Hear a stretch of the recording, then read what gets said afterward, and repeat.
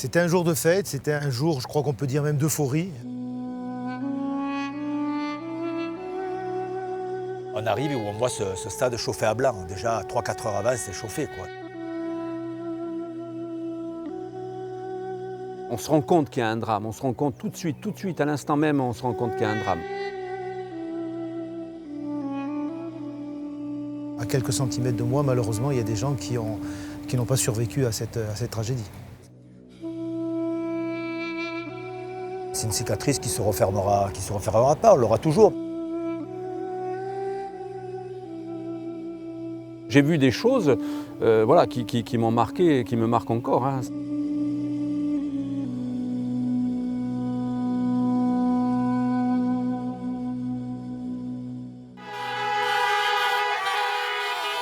Ce 5 mai 1992, la Corse entière est en ébullition, prête à vibrer au rythme des exploits du Sporting. Alors seulement pensionnaires de 2e division, les Bastiais reçoivent l'Olympique de Marseille à l'occasion des demi-finales de la Coupe de France. C'était un peu le match du renouveau pour le Sporting, qui retrouvait le haut de l'affiche du football français avec cette rencontre face à l'Olympique de Marseille, qui était quand même un grand d'Europe, qui était le club phare du football français. Et donc pour le Sporting, c'était vraiment une opportunité de revenir sur la scène du football français. Face à l'engouement suscité par cette rencontre, dès le lendemain du tirage au sort, le choix est fait de démolir la tribune nord du stade Armentières. En lieu et place, une structure métallique est montée à la hâte. Sécurité maximum pour 10 000 fauteuils installés sur un échafaudage de 12 mètres de haut.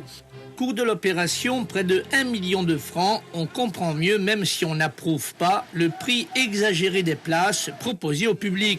Je me souviens avec le pauvre Piero Biancogne, on passait tous les matins sous la tribune parce qu'on avait entraînement et on voyait que c'était sur des palettes, c'était sur des petits morceaux de bois et ça nous intriguait. Mais le responsable, il venait juste d'installer Albertville.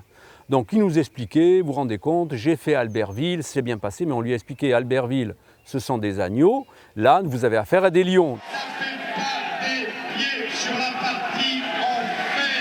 Pourtant, le match se tiendra bel et bien et malgré les premiers signes de faiblesse, rien ni personne ne viendra enrayer cette machine infernale. Elle est détachée, hein, carrément, on la voit bien. Fouriane est en fusion, le stade bat au rythme des encouragements des 18 000 supporters. Les joueurs viennent de finir leur réchauffement et rentrent au vestiaire. Il est alors 20h20, le soleil décline et l'ambiance monte.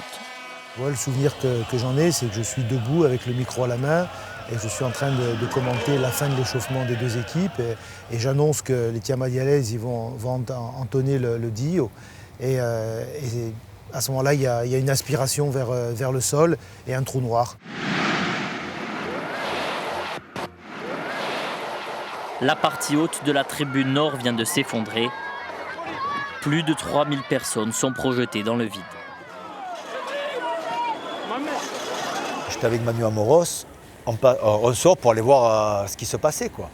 Et on sort derrière et on voit tout ce qui se passe derrière la tribune, en fait. Et c'est là où c'est l'horreur, quoi. C'est là où on entend les gens qui pleurent, les gens qui crient, qui appellent au secours, les barres de fer qui ont transpercé des gens. C'est l'horreur, quoi. C'est l'horreur. C'est l'horreur. La fête vient de virer au cauchemar. De stade de football, Fouriane y se transforme en hôpital de campagne. On a été acteurs sur le terrain pour faire plaisir à ces gens-là.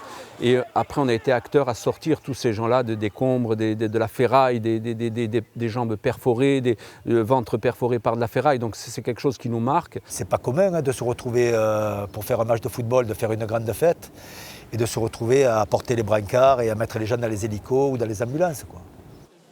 La plus grande catastrophe du football français vient de se jouer à Fouriane. 19 personnes y laisseront la vie et 2357 autres seront blessés.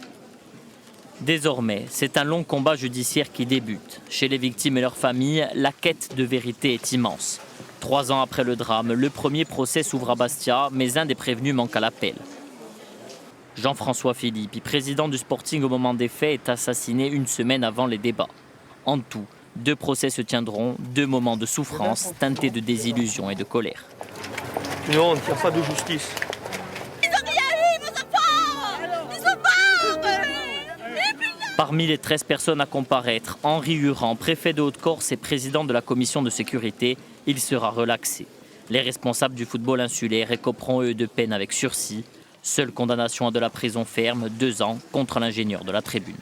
Seul Boismont qui a eu au moins ce courage-là de dire qu'il était lui responsable en grande partie de ces catastrophes, mais pour les autres, on attend encore aujourd'hui qu'ils reconnaissent leurs fautes. Les vrais responsables, ils n'ont pas été inquiétés. Voilà. Tout ça, c'est pour faire... au départ, c'est pour faire une grande fête, mais il n'y a pas que la grande fête, il y a eu du business aussi. Voilà. Fouriane, chronique d'une catastrophe annoncée, l'histoire d'une tragédie dont l'issue était inéluctable, la succession de dysfonctionnements et de fautes graves qui ont profondément meurtri une île. 30 ans après, l'émotion et le souvenir demeurent toujours aussi vifs. On a tous perdu des amis, de la famille, et on doit avancer, voilà, on doit avancer tous ensemble.